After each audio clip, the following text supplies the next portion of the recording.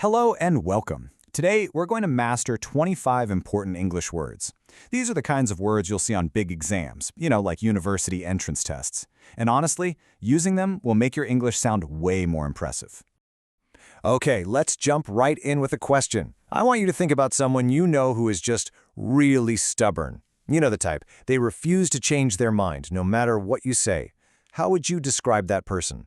Well, our first set of words gives us some fantastic answers for that. So our first group of words is all about things that are really hard to change or move or control. These words describe a powerful kind of resistance, whether we're talking about a person, a tough problem, or even a bad habit. Let's start by comparing two words that look pretty similar. The main difference? It's all about what they describe. First, you've got intractable. We usually use this for problems or situations that are just super difficult to deal with. For example, a war that's been going on for years could be an intractable conflict, or a really complex math problem could be intractable. Now, look at intransigent. This one is almost always for people. An intransigent person is someone who is so stubborn they absolutely refuse to change their opinion or agree on anything. You could say, "My boss was totally intransigent, he just wouldn't listen to any of our new ideas." Here are two more great words for things that just don't change. See the tree on the left? It's got these deep, strong roots, right? That's a perfect image for the word inveterate. It describes a habit that's so old and deep, it's incredibly hard to change. For example, someone who has been a smoker for 30 years is an inveterate smoker. Now look over at the right, someone signing a document. This helps us remember irrevocable. An irrevocable decision is final. It cannot be changed or taken back. Think about it. When you hit submit on your final application to a university, that decision is pretty much irrevocable. Okay, let's move on. Our next section is all about what belongs inside something versus what stays outside. It's really about connection and, you guessed it, separation. For these two words, the key difference is this. Is it something added or something that's just naturally there? First up, integral. An integral part is a necessary piece that you have to add to make something complete. Think about a car. The engine is an integral part. Without it, the car is just a metal box. It won't work. Then we have intrinsic. This describes a quality that is just part of something's nature. For example, the intrinsic value of friendship isn't about money or gifts. It's the natural, built-in value of having a friend. This slide is great because it shows two totally opposite ideas. On the left, integrate means to combine different things to make one group. So when a new student joins a school, they try to integrate to become part of the student community. On the right, we have the complete opposite, insular. A great way to remember this word is that it comes from insula, the Latin word for island. An insular person or town is isolated, like an island, and often isn't very open to new people or new ideas. All right, time to look at a powerful group of words for describing negative behavior and troublemakers. You will definitely see these words in text that talk about conflict or difficult people. This slide gives us three words for causing trouble, but often in a kind of sneaky, indirect way. First, insidious. This describes something bad that grows slowly and secretly, so you don't even notice the harm it's causing until it's too late. A dangerous illness can be insidious. Second, insinuate. This is when you hint at something bad without saying it directly. Like if a friend says, "Wow, it's amazing you got an A on that test. I didn't see you study at all." They might be insinuating that you cheated. And finally, instigate. This means to start or provoke trouble on purpose.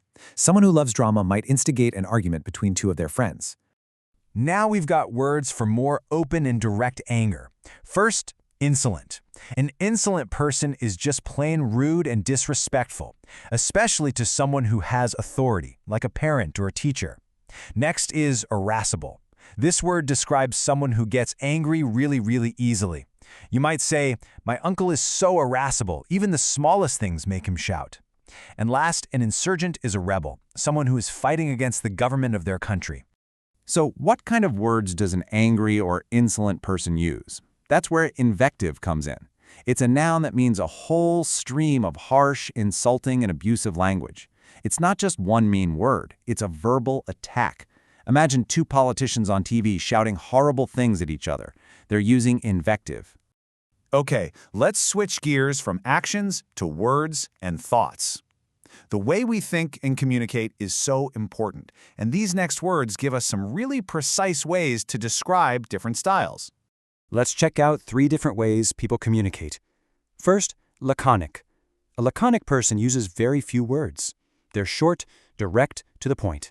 You ask them a long question, you might just get a yes or no. Next up, insipid. This just means boring and dull. It literally means no flavor. You can have an insipid soup, but you can also have an insipid movie or a really insipid conversation. Finally, ironic. This is when you say the opposite of what you really mean, often to be funny or to point out a strange situation. For example, it's ironic if a firefighter's house burns down. And here are two different styles of thinking. Introspective is all about looking inward, thinking deeply about your own emotions and thoughts. Someone who writes in a diary every day is probably an introspective person. In contrast, to be judicious is to look outward and make wise, sensible decisions. It's all about having good judgment. A judicious person thinks carefully before they act.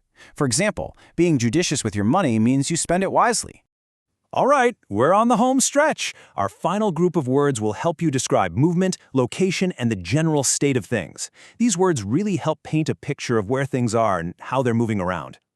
Let's start with kinetic. This is a scientific-sounding word that just means related to motion. You've probably heard of kinetic energy in your physics class.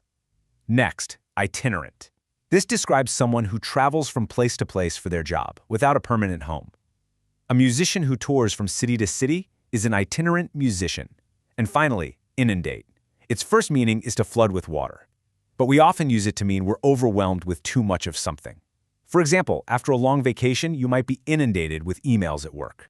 And our last two words are about how things are arranged. To juxtapose something means to put two very different things right next to each other to highlight their contrast. A photographer might juxtapose a new, modern building with an old, historic one to show the difference. Then there's labyrinth. A labyrinth is a maze, right? A confusing place with lots of paths where it's really easy to get lost. We also use it to describe any situation that's super complicated and confusing. For many people, filling out tax forms feels like a total labyrinth. And there we have it, 25 new words. But listen, the most important step is to actually start using them. Just knowing the definition isn't enough to really learn a word. So, here's my challenge for you.